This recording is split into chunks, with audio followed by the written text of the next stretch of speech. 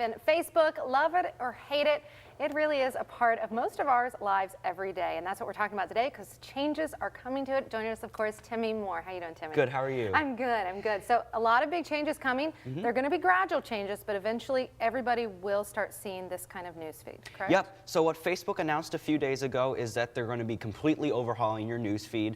Basically, they said they wanted to take you, when you log into Facebook, they want it to become your personalized newspaper. So what they want to do is, here's just kind of a picture of what it's going to look like.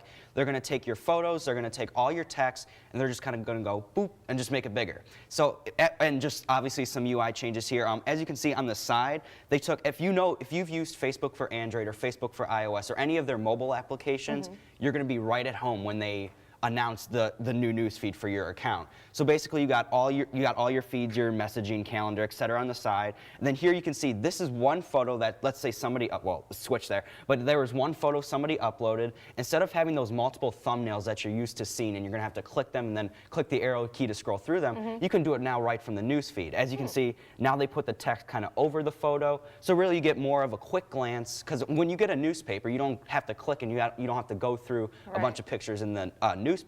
You can just do a quick glance, see what it is, and then kind of move on. So that's what they were kind of going for. So it's really photo and video based now.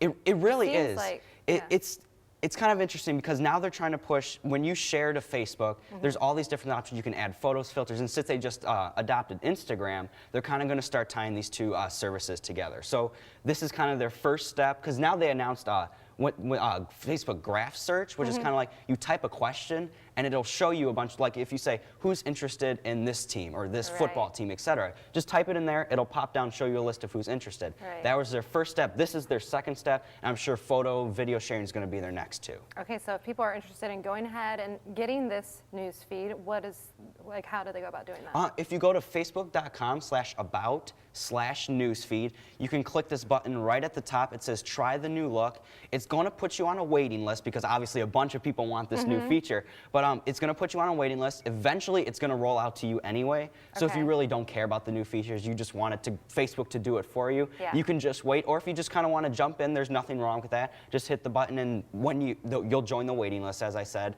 and then you'll be pushed out. So it's exactly like when they changed the timeline. Now, I know a lot of people, when they changed the timeline, I mean, there were people actually forming groups to protest the new timeline. You know, change is hard. People, you know. What do you think of this? Do you like this? I actually do personally like this change. I still know there's going to be people that hate it because they're not. I think what Facebook needs to do is they need to start to alert users, hey, here's an upcoming change. I mean, the tech blogs posted about it, but not many people read tech, like normal consumers don't go out to certain tech websites to read this kind of stuff. It needs to be put out there when they log in, be like, hey, here's some changes coming. Get ready for it. It's coming in a few months, so just kind of prepare for it. We don't want to spring it upon you. And I think that's what happened with Timeline. They pushed it out too quickly, and people weren't ready for it. It was kind of confusing, because I mean, it was a completely new interface. So they were like, how do I use this? What do I do? So I do think it's a good change, but I think they should roll it out slowly, see what people think about it, and then kind of push it to the mass public. Not just jumping right into the cold pool, just a nice ease. Nice ease, correct. All right, Timmy, sounds good. We'll talk more, of course, next hour. We're going to talk about the new Samsung devices. In the last segment, we talked about Facebook, but now we're going to turn our attention to a new Samsung device. And joining us, of course, Timmy Moore. And Verizon actually sent you this device to check out, since you are a tech expert. And you were kind of showing me this during the commercial break, and this is a pretty impressive device. It is pretty cool. Like you said, this is a Verizon device. It is on Verizon's network, so that's really the nice thing with a tablet. You can get data anywhere. But there's also another main feature about this too. This is called the Galaxy Note 10.1 by Samsung. And looking at it, you would think, okay, this is just a tablet. Well, what's so special about it? Well, what Samsung did, there's a bunch of tweaks that they did to make the user experience better. So if you have a tablet right now that isn't this Samsung device, it'll only run applications at one time. You can't view two windows at the same time like you can on your computer.